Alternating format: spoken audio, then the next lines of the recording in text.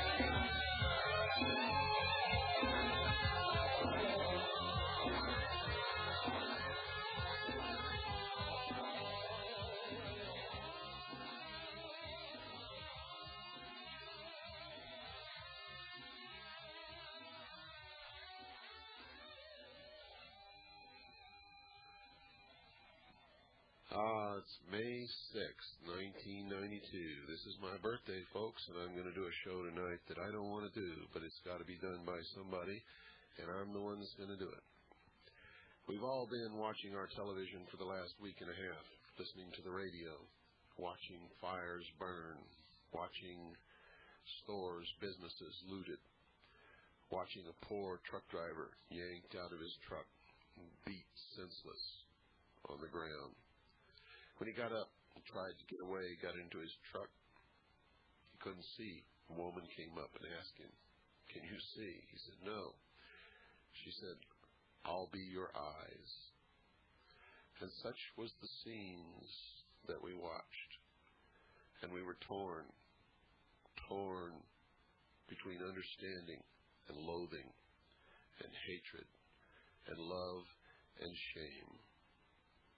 And what for?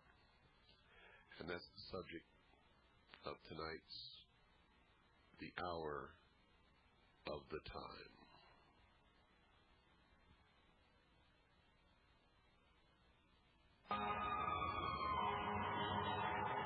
What it's like to be a black person in America? It's like being in hell, if you can visualize that.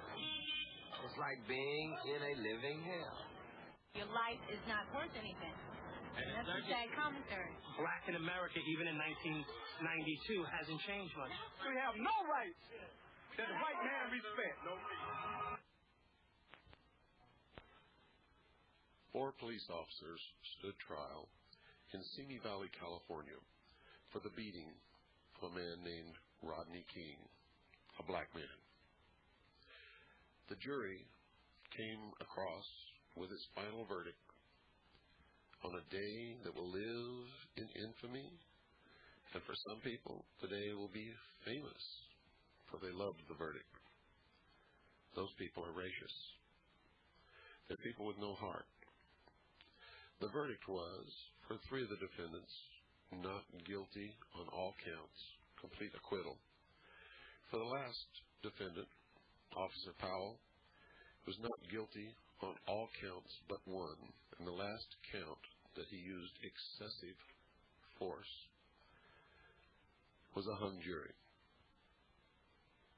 An incredible verdict in light of the fact that the entire nation and the world had been viewing an amateur videotape that had been taken on the scene, which showed over 50 blows. I believe the correct number was 56 blows in 80 seconds to a man who was lying on the ground, who had no weapon, who posed no threat, who did not attack anyone during this time. But nevertheless, 56 blows from clubs, what the officers called batons. That's a polite name for a club, a stick. And I believe no one believed that those officers would be found innocent. Hardly anyone, anyway. I'm sure that there were some people who felt that the officers were justified. There always is. I'm sure that most police officers sided with their peers. I'm sure that they felt the officers should be excused, overlooked, that they should be forgiven because of the dangers of the job, because that they go out in the street every day and they could be killed at any given moment.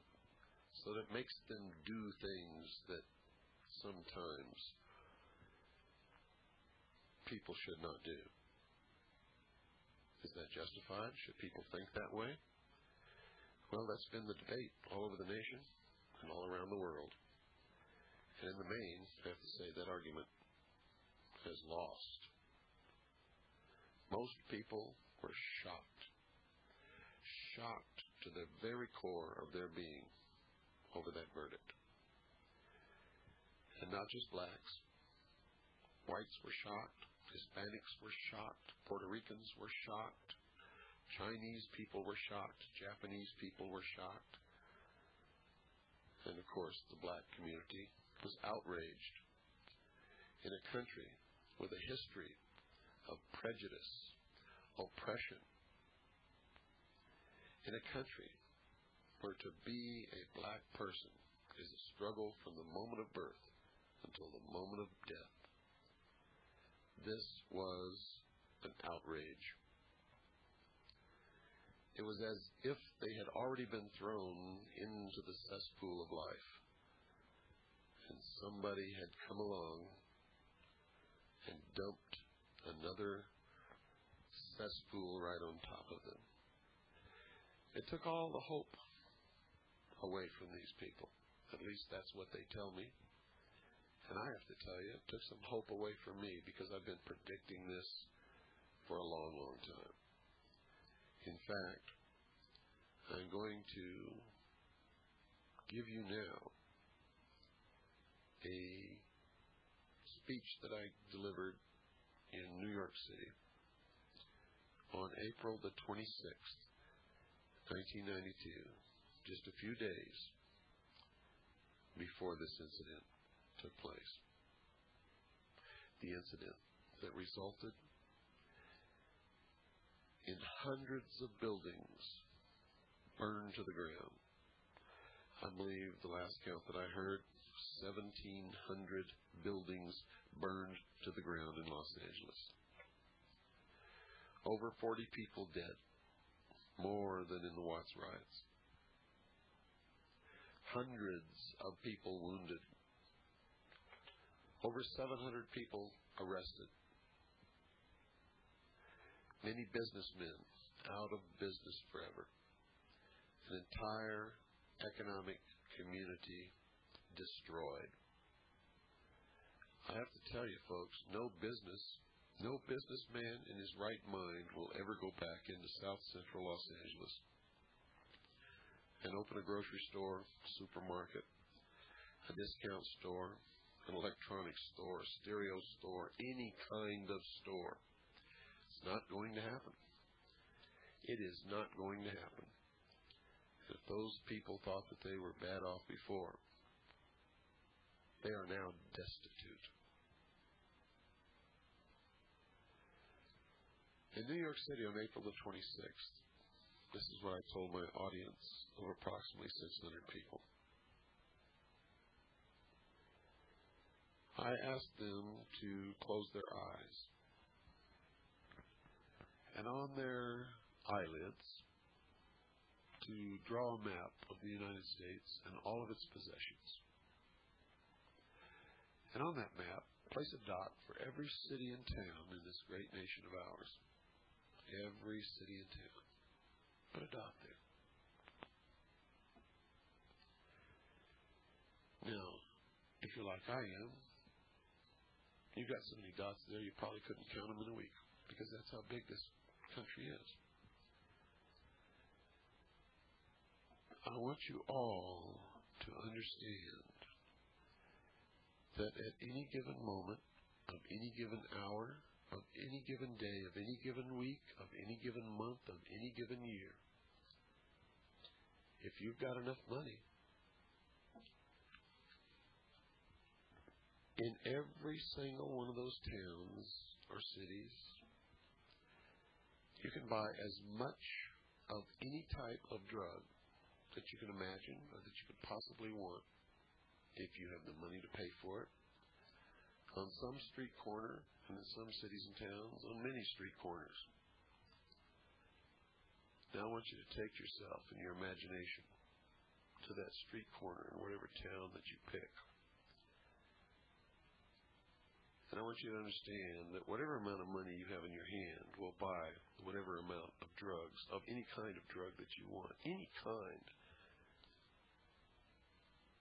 at any time. And there will never be a shortage.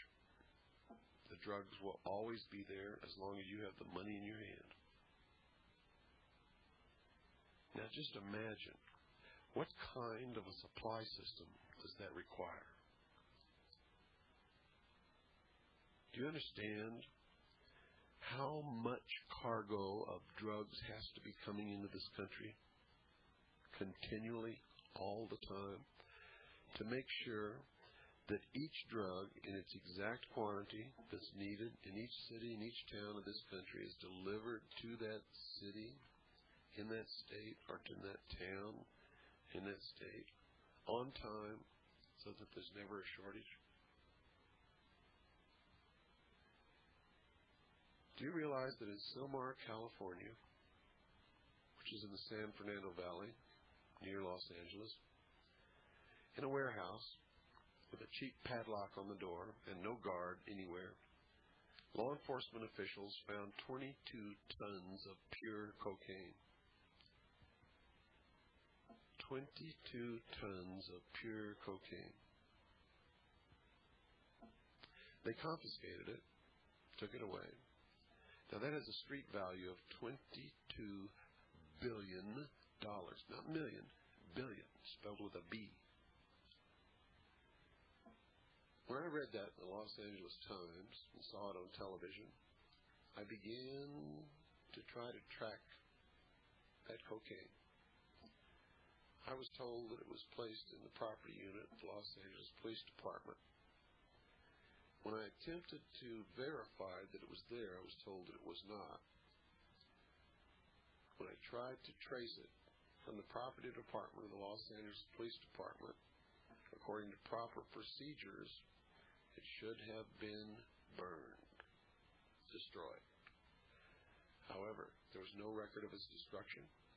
There was no record of its ever having left the property department. There was no record of any trace of that 22 tons of pure cocaine. $22 billion street value. Now, I hope you understand that that's just one city, one little small town. In fact, Silmar is not very big. It is not Los Angeles. One little small town in this whole nation. Now, just in the last few days, I believe they found 6 tons of cocaine in a warehouse somewhere, and a whole bunch of tons of cocaine in another warehouse somewhere. But you see, I don't even pay any attention to it anymore, because I know that if you try to trace those bags of cocaine, you won't find them. They go right back out onto the street, right through the police department as if it's got holes in it. It's incredible. You see, because money talks. The old saying is BS walks. You all know what that means. Money talks.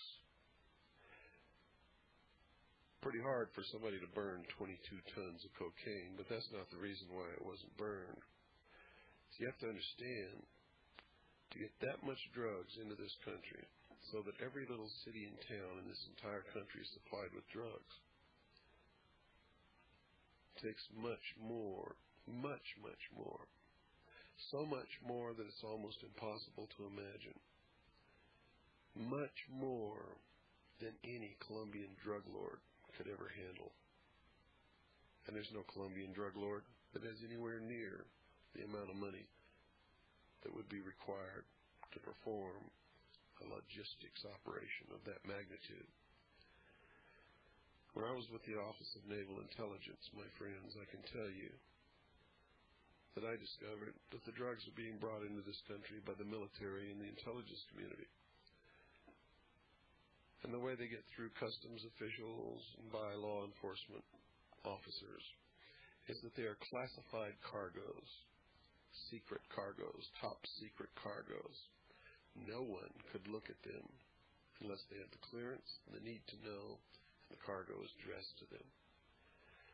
Much of the drugs are flown in to places like Edwards Air Force Base, California.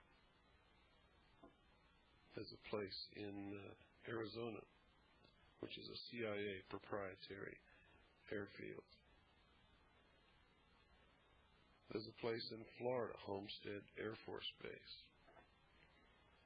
and many, many others. There are tunnels going underneath the Mexican border. The Mexicans didn't dig those tunnels. No, these are smooth operations. No one ever gets caught in a drug war except users. Have you ever noticed that? are small-time operators with real small cargoes. And anytime a huge, tremendous cargo is ever caught, like the 22 tons in Sylmar, no one is ever arrested, and the drugs always conveniently disappear. Right back out on the street. Well, what's this all about, and what's it got to do with Rodney King? Well, I'll tell you, folks, in this country, most people who aren't black have not liked blacks. In fact, appear to be afraid of them. I don't know why. I really, honestly, truthfully don't know why. In my life, in my book, I wrote about a good friendship between myself and a black man. In fact, he was the best man at my wedding. I've never had that problem, so I don't understand it. Maybe it's because I wasn't raised in the United States of America. My father was an Air Force officer, command pilot, which means he's flown thousands of hours in airplanes, and he's still alive to talk about it. He's a retired colonel, lives in the state of Texas. And wherever he went, we went. And because of that, I spent a good portion of my life in foreign countries, living on military bases, Air Force bases.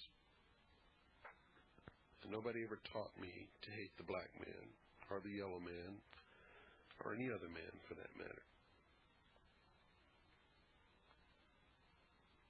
So because I never learned it, and it is a learned trait, because no child is ever born hating any other child because of the color of his skin. It doesn't happen. It's taught by parents, and by peers, and by neighbors, and by friends. It is a learned thing. It is a despicable thing. It is a tool that is used by the very powerful in this world to create dissension and hatred amongst the rest of us, so that we struggle between classes, and one class attempts to hold the class below it down, while at the same time struggling up to the next higher class above itself, while they try to hold that class down. And descendants of slaves in this country have always been the lowest rung on the ladder of classes. So what the Rodney King thing is all about, ladies and gentlemen, is dissension, is hatred. It's being used, and I'm telling you right now, is created from the beginning. From the beginning. Do you really believe that it was an accident that a judge changed the venue upon the request of the defense to the wealthiest county in the state of California, or one of the wealthiest, I might say? Maybe not the wealthiest, but one of the wealthiest counties in the state of California. A county wherein over 2,000 police officers reside. A county where less than 2% of the population is black. A county who does not understand the violence, the oppression, the misery, the frustration of the people who live in South Central Los Angeles. Now, don't get me wrong, I'm not sticking up for Rodney King. Rodney King committed a criminal act. He was drunk. He was speeding. He refused to stop when the police officers turned on their siren and tried to pull him over. Eventually, though, he was stopped. And when he was stopped, his two companions in the automobile got out of the automobile and surrendered to the officers and raised their hands behind their head and did exactly as they were told. And to my knowledge, they were not beaten. Rodney King, on the other hand, refused. He would not comply with the officers' orders. Therefore, when they tried to take him into custody, he resisted. He was then beaten And for a few moments, it was reasonable force. But when Rodney King was beaten to the ground and was unarmed and was rendered 56 blows with these clubs, these batons, in 80 seconds, that is excessive force. I don't care what he did. See, I fought in Vietnam. And I'm going to tell you right now, folks, when I shot somebody and he fell to the ground, I didn't shoot him again, even if he was still alive. And I wouldn't have, unless he went for a weapon, or unless all of a sudden he became a very serious threat to me. Rodney King could not have been a threat to anyone. He was surrounded by officers. There were so many officers there that Rodney King could not have been a threat to anyone, could not have hurt anyone, could have been quickly overpowered without the use of any clubs whatsoever. But we're being propelled into a police state. You doubt it? Well, on the first night, the debut of this program, on May the 4th, I talked a little bit about that. I believe I talked a little bit about it last night, on May 5th. That program was taped April the 30th, I believe. But I want you to understand something. When you sit in front of your television on Friday and Saturday night and watch cops, top cops, lady cops, 911 cops, SWAT cops, detective cops, and all the other cops, grandma cops, and you sit there and watch them break down doors without identifying themselves, without a search warrant, without a court order, rip people's mattresses apart, tear their walls apart, throw all their clothes on the floor. And they do something that you don't see in that series. You know, they strip search people. You don't see that because they can't show it on television. But they do it. Now, if they don't find anything, folks, all they have to do is drop a little bag of white powder somewhere in that house. And now they own the house. They take it from you. You don't have it anymore. You'll never have it anymore. They can confiscate your bank account, your RV, your cabin, your property, land, every single thing that you own, your cars, your clothes, and your children. And except for your children, they can auction it all off within 24 hours. And there's not a thing that you can say or do about it. They can do it without a court order, without a trial, and without even charging you with any crime. And it's happened to many people. And you sit there in front of your television sets and you cheer it on. Say, get them, get those scummy so-and-sos. I've watched it. I've seen it. I've been in living rooms where this has occurred. And the reason you do it is because you're watching it happen to blacks, minorities, poor white trash, what they call poor white trash down south. Puerto Ricans, Hispanics. And you say, get them. They're a threat to us, middle class.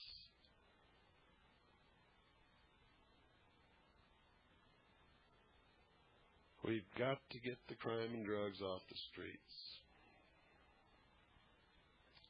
That's your reasoning, and that's why you accept it. But most of you don't know anything about your country. You don't know what your country is. You don't understand that your country is the Constitution. And that when you allow these things to happen without protest, you are actually changing law.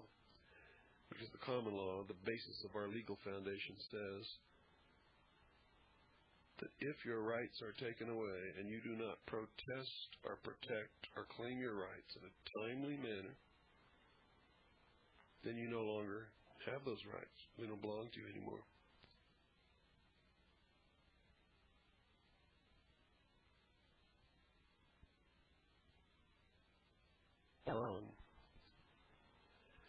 You see, the fourth article and amendment to the Constitution, one of the original Bill of Rights, first 10 amendments, says that all of those things cannot be done.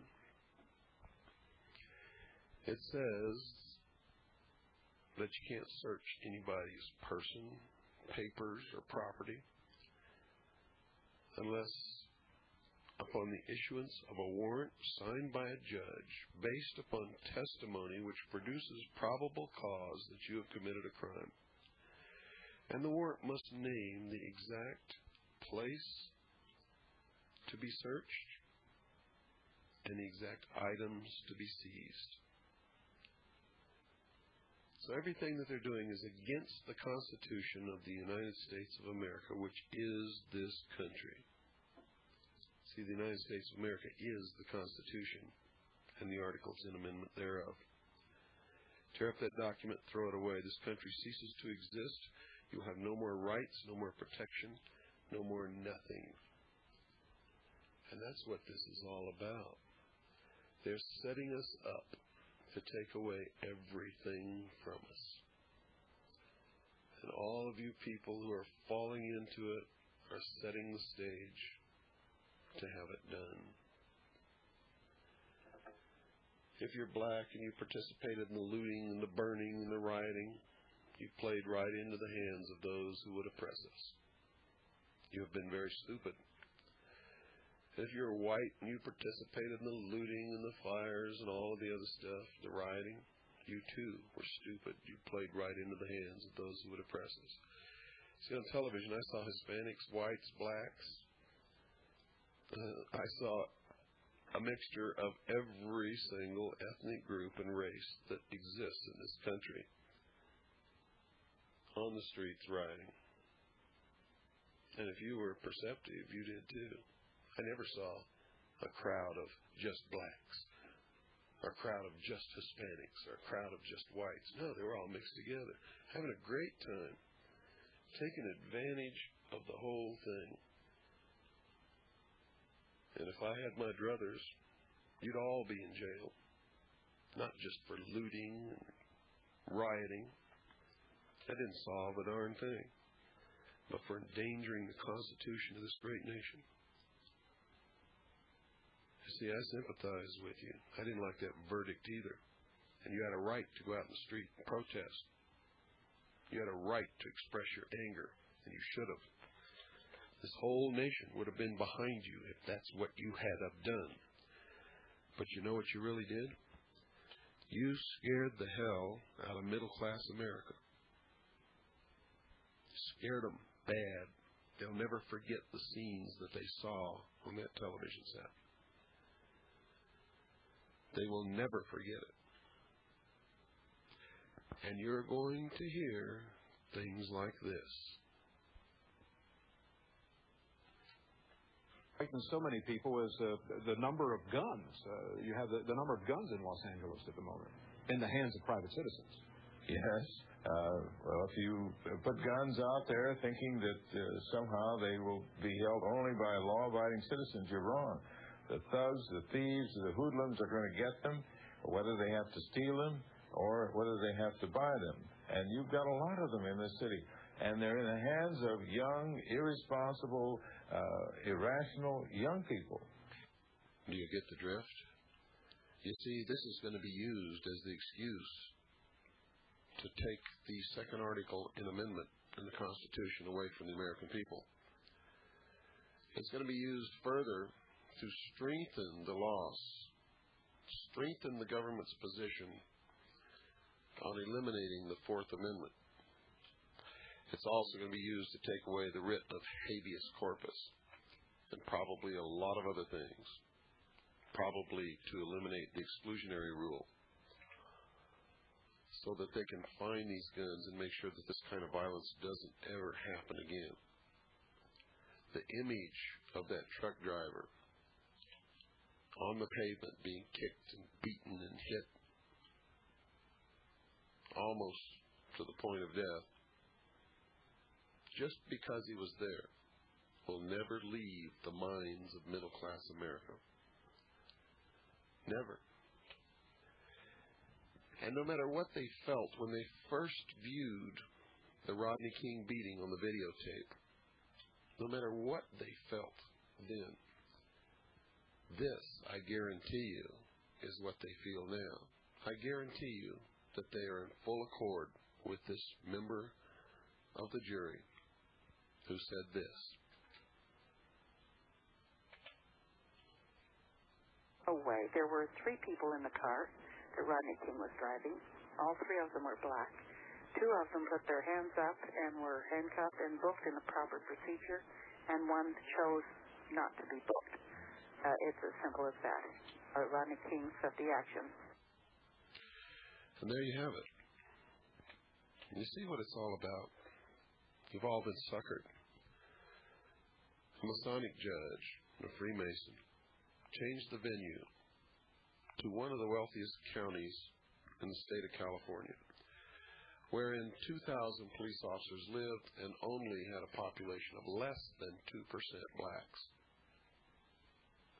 That in itself would have almost guaranteed an acquittal.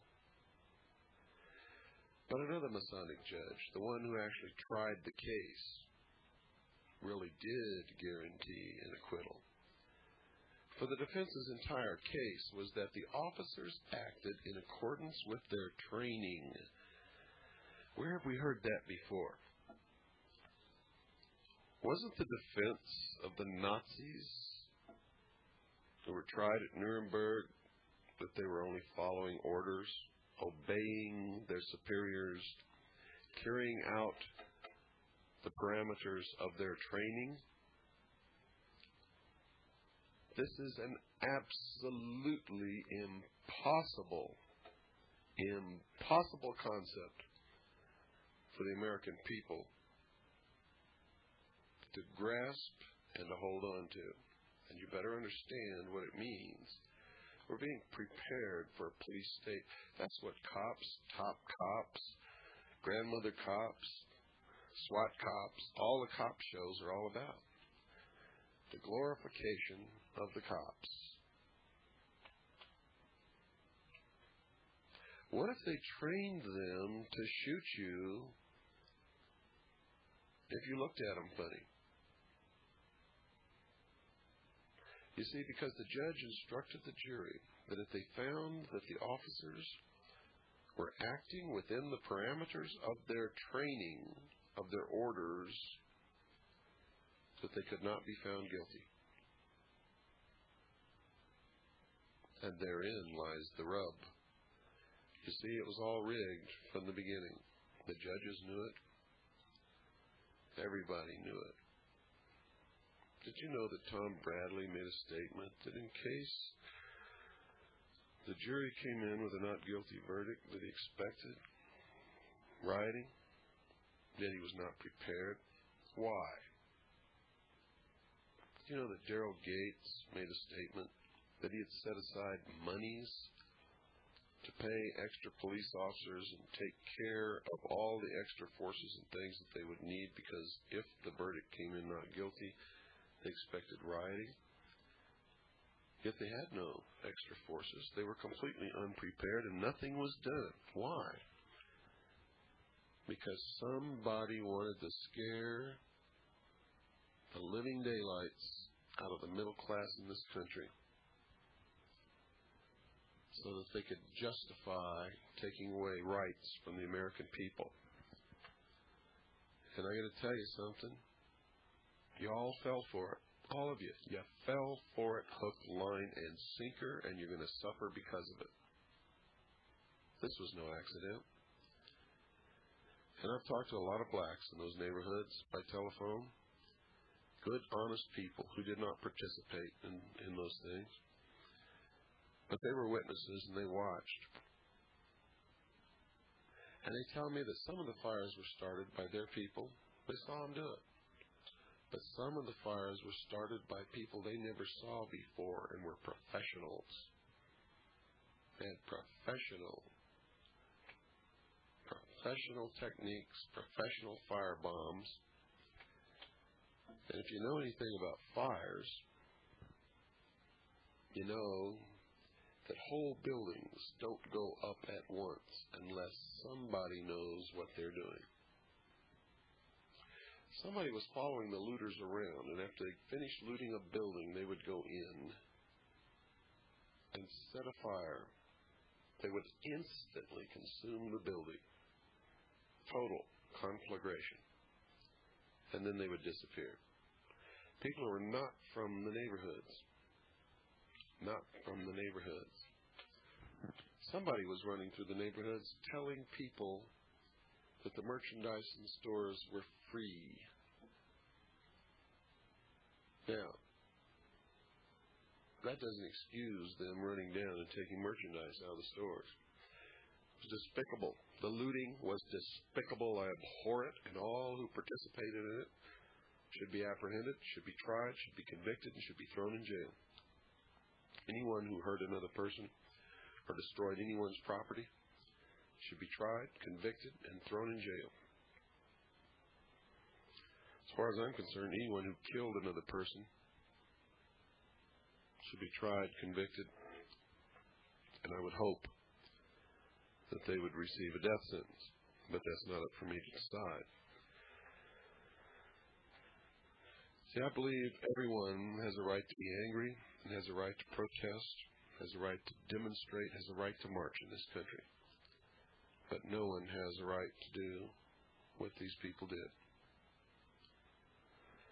I believe that our police officers serve the public, should be polite, should be professional, and no one, no matter how guilty of any crime, should be subjected to a beating that we saw on that videotape being given to Rodney King. It's not up to the officers to judge punishment or to punish. Their job is to help the public, keep the public and their property safe, identify and apprehend criminals. And their job is to do it within the law and do it humanely. Training does not justify abuse. Hitler trained his SS to murder, cold-blooded murder people. And if their excuse didn't stand up in the Nuremberg trials, why should this excuse stand up with these 4 officers in any trial in this country? Because that is the whole key to the whole not guilty verdict, was the defense's position that they were acting within the parameters of their training and the instructions of the judge to the jury, that if they found that they were acting within the parameters of their training, they could not be found guilty.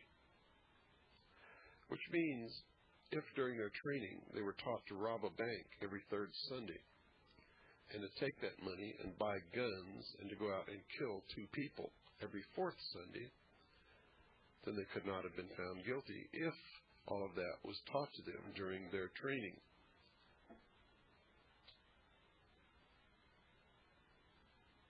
This type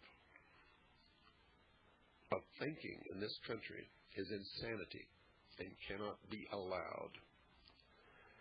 And these Freemason, Masonic judges who are part of the secret societies, who have infiltrated our society at all levels and our government at all levels, and whose aim is to destroy the sovereignty of this nation and the sovereignty of all other nations and bring into being a one-world totalitarian socialist government, must go. These people must be weeded out. They must be prosecuted and dealt with legally within the law, but it must be done. If you don't think there's a conspiracy, you watch. See, I said that this would happen in New York City. I told those people in New York City that this would happen. And it has. I said in New York City to that audience that when the blacks found out how they were being used and how they were being intentionally addicted to a welfare state to create a dependent class of people, And then the welfare benefits are withdrawn to create a criminal class of people. And then the criminal class of people is addicted to dope, narcotics, not only as a feel-good substance and addiction, but as a method to fuel their economy, as a method to put food on the table. You have to understand, folks, that this accomplishes three things. Drug addiction for blacks or for anyone else is a form of euphemistic slavery. They are no danger to the ruling class, to the elite, or to anyone else. They are, in fact, slaves to their addiction, and they can be controlled by making the substance of their addiction, or the focus of their addiction, available or not available, cheap or expensive. And they can be manipulated hither and thither, to and fro. They can be made to create crime, or they can be made docile as little lambs. It also creates huge, tremendous profits beyond your wildest imagination for the secret government. And they use these profits to finance and bring into being the New World Order, the one world government, the police state that's to come. And number three, it scares the living daylights out of the middle class, out of the people who feel that they're a little better than everybody else because they have a little more than everybody else, and they don't want to lose it. So they scream for protection. In the latest poll, folks, they were asked, would you be willing to give up some of your constitutional rights in order to get the drugs and crime off the streets? And guess what the answer was? The answer was yes, yes, yes, yes. Please take the drugs and crime off the streets. We will give up whatever we have to give up. But don't subject us to this fear. Well, if you think that they had fear before, they're trembling in their boots now. Trembling in their boots. And the cause of the black man in America has been tumbled backwards for 100 years, at least. At least. And the black man will be lucky if he ever regains what he has lost over what has happened in the city of Los Angeles. And this is exactly what was supposed to happen. And all you kids, all you members of gangs out there, you want to feel like somebody? You want to be somebody? You get in touch with me and I'll show you how to be somebody. And I'll show you how to save yourselves and help save this country. Because this country is all you got. You see, it's not middle class America that's oppressing you. We're all being used. All of us. We are all being manipulated and used like puppets. And when those with the power pull the strings, we dance and we like it. Because we've been taught that that's what we're supposed to do and that's what we're supposed to like. And that's what Los Angeles was all about, and that's what Rodney King was all about. Rodney King made an eloquent speech saying that he wasn't like that. And he wished the violence would stop. Well, Rodney King, I got a message for you, buddy. You should have thought of that before you got in that car and tried to outrace the police and then resisted arrest while you were drunk. I feel sorry for the beating you took, but don't tell me you're not like that. Because that's a crock. If you weren't like that, none of us would be in this situation we're in right now. Let's hope that you learn from this and that you won't be like that in the future. But don't tell me that you're not like that.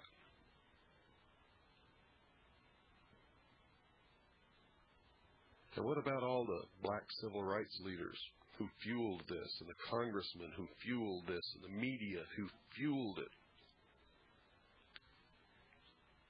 What about Congresswoman Waters from South Central L.A., who, when asked if she would make a plea to stop the violence, said no, she wouldn't? What about all these self-serving, self-righteous leeches on the community that fueled this? It's time to wake up. It's time to take your power back. It's time to understand that I'm not your enemy, that you're not mine. It's time to understand that we're Americans, and we all live here together. Racism is evil. Anti-Semitism is evil. People cannot help what family they're born in. Whoever you are listening here right now, you had no choice into what your race is or who your parents were. No choice whatsoever. To hate a man or a woman because of the color of their skin, or for anything else that is as stupid as that, is insane. And if we continue to do that, we will surely deserve the harvest that we will reap from our actions. Racism is not born in anyone. It's taught.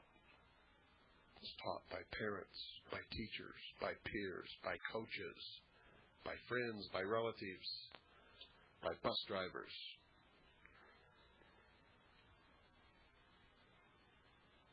Some young men learn it when they go in the military service. Although the military service, I must say, is probably one of the best integrated, least racial groups in this country. Now, some of you might want to know, how do I know all of these things? What authority do I impart these words of wisdom to my listening audience?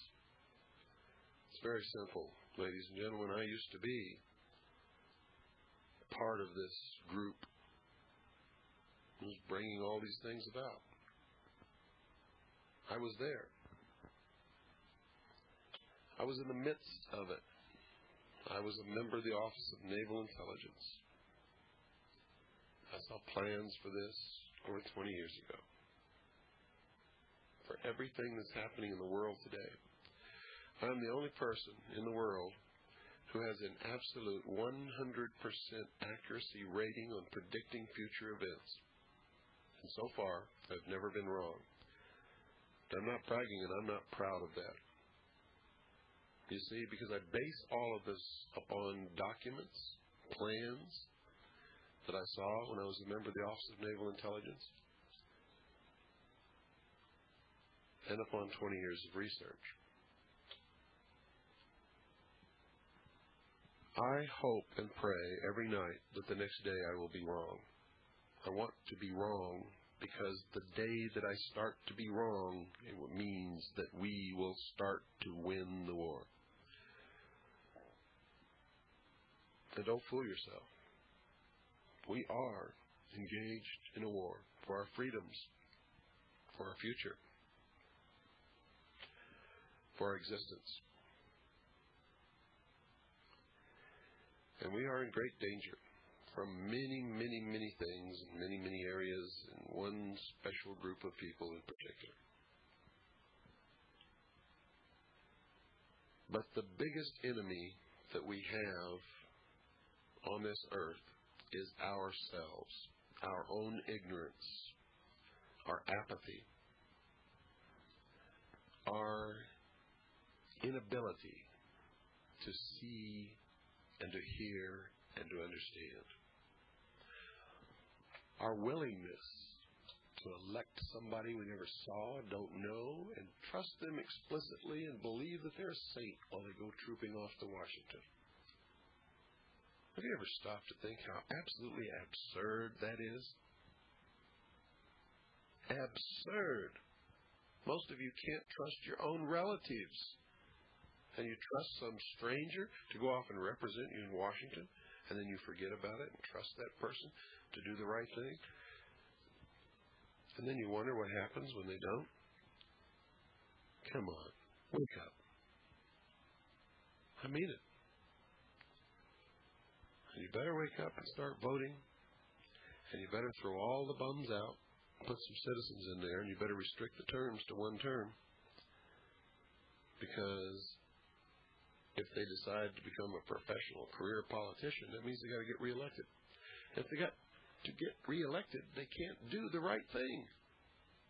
That's what's wrong with this country. They can't do the right thing. So they're easily corrupted, easily bought and paid for, easily steered down the path away from us.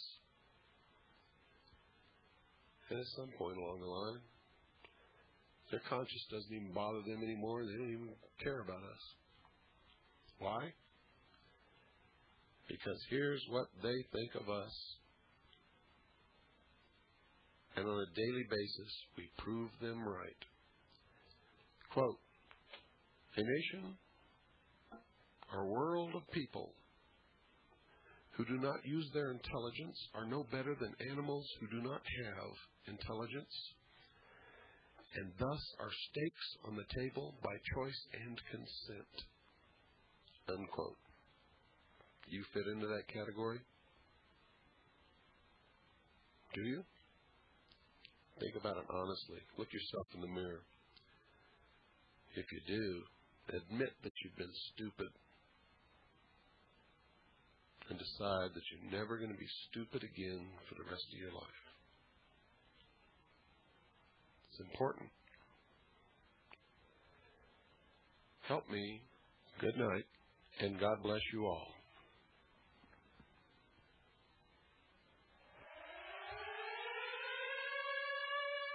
Lights out on the hour. It is the hour of the time. Lights out for the curfew of your body, soul,